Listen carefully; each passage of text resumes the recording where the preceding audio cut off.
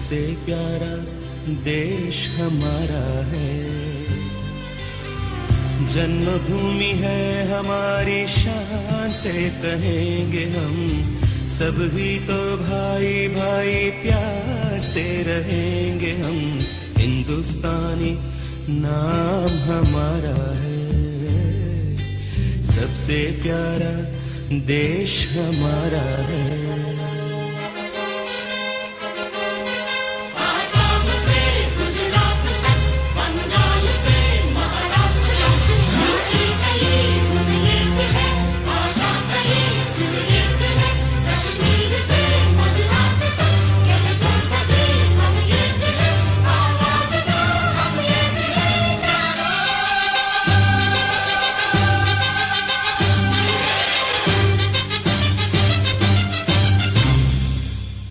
January 1950,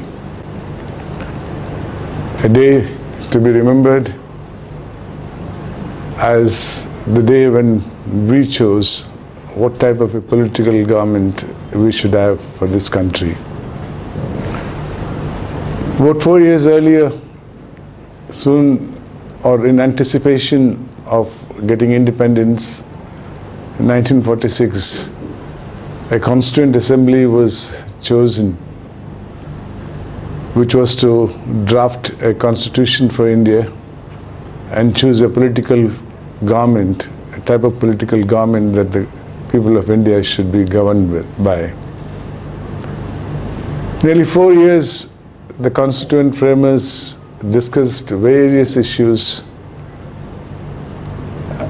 There was difference of opinion in many areas. For example, when it was decided to choose a political form of government called the Democratic Republic, which Abraham Lincoln, the former President of the United States, had defined it to be the government of the people, by the people, for the people. Question arose, who should represent the people of India in the legislatures?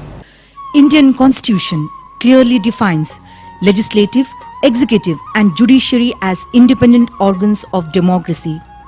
Each of them is not interdependent or controlled by one another. All of them have definite line of operation and also line of control. None of them are above democracy, and ultimately the people of the nation are the beneficiaries of their governance, actions or judgments. It is none other than the chief architect of the Constitution of India, Dr. B.R. Ambedkar, suggested that a mere age qualification should not be the minimum qualification required for a candidate to contest election. He suggested there should be something more than that. Some other qualification, preferably some sort of a educational qualification, should be there for a person representing the people of India, be it in the parliament or in the state legislatures. There was a strong opposition to that.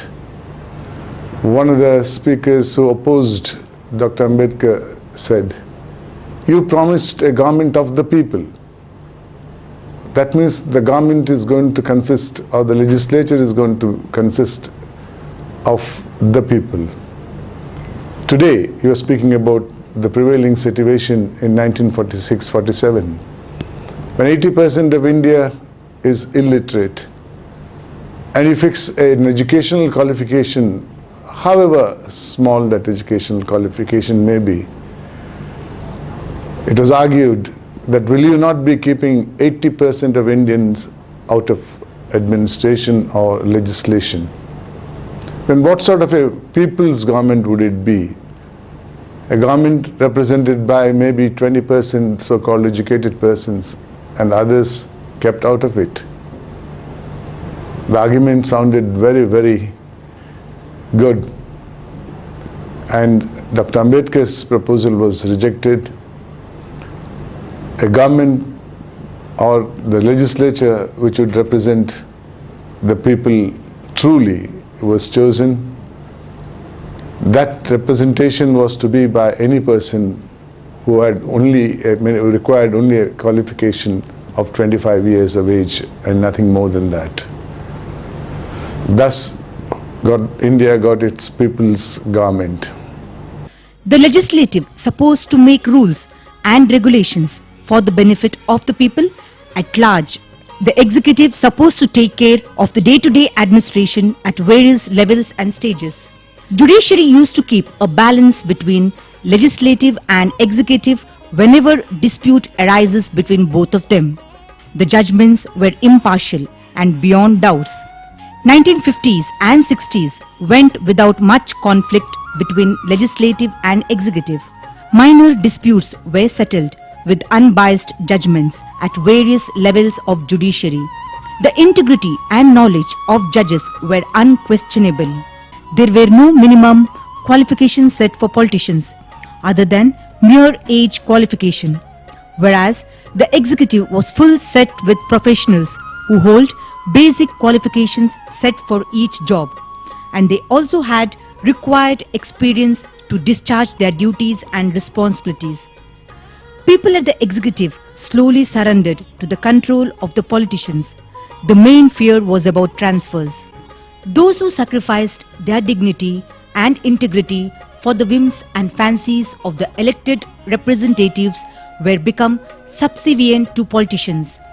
They were in return got placed in comfortable jobs and at urban places.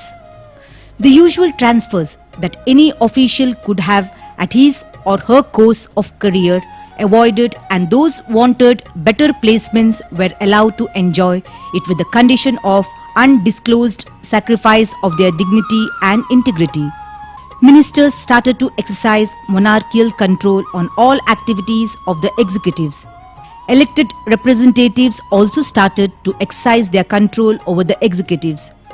There were often demand and cry from the elected representatives asking for officials of their choice.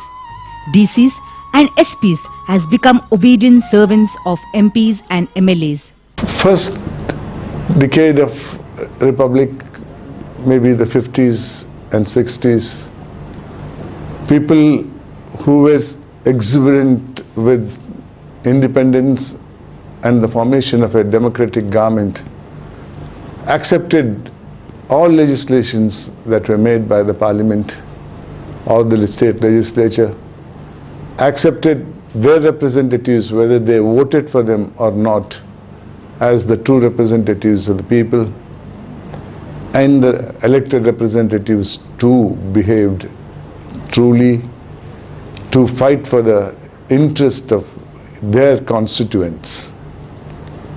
The real manipulation started once legislative brought executive under their control. Funds often get diverted from the areas where it was meant to spend. Personal interest of the politicians started to poke their hands in every rupee that was allotted for the public good. Politicians nullified executive, and executive joins hands with politicians to safeguard their comfort and convenience. Politicians started to dictate even in every area of administration. They have become controllers at places where they were not even about to enter into.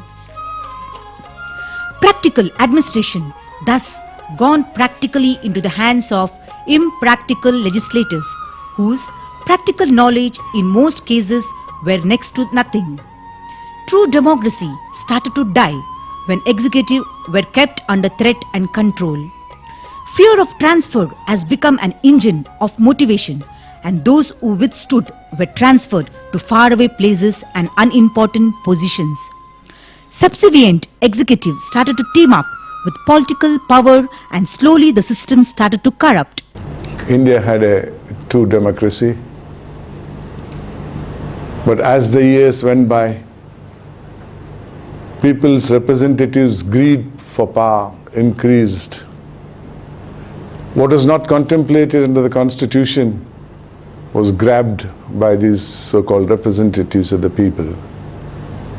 What is not even contemplated in the Constitution started happening. Constitution contemplated 3 organs. One, a representative of the people to be the legislators or members of parliament, their duty was to attend the parliament or the legislature, represent the interest of the people and make laws and policies, and that was the end of the matter. They were chosen because they knew the problems of the people. They were not required to implement the decisions of the parliament and legislature because they were not experts in this field. The parliament, rather the constitution, had provided for such an execution of the policies and the acts of the legislature, that is the executive. Executive consisted of persons who had qualifications, minimum qualifications fixed, who were trained for the job to which they were being allotted, and periodical training was given to them so that they could understand the purpose and the object for which the laws and policies of the government was made. They did discharge their duties, as I said, in the first 2 decades quite efficiently. India was a third world country with a large burden of population and limited economic resources. Even then, the elected representatives and the executives tried to make life as comfortable as possible. If not physically comfortable, the people forgot their problems with the pride that they were free Indians and they are governing themselves. There was the other wing of the constitution, the third wing, the judiciary. Again, judiciary was to consist of people of great intelligence, knowledge, integrity was taken for granted. It was never even suspected. And this was the institution which was to be the institution which would decide the disputes between the state and the people and people and the people. The federal court was replaced by the Supreme Court of India, and the high courts which existed during the British rule continued. As the executive as well as the legislature is concerned, even the judiciary had its own way of functioning, which was deeply appreciated by the people of India. It's when the elected representatives thought that they are more powerful than the other organs, the problem started. That person who for the last 60 years suffered maladministration, but still kept his confidence on the country's administration, democracy, is my ideal Indian.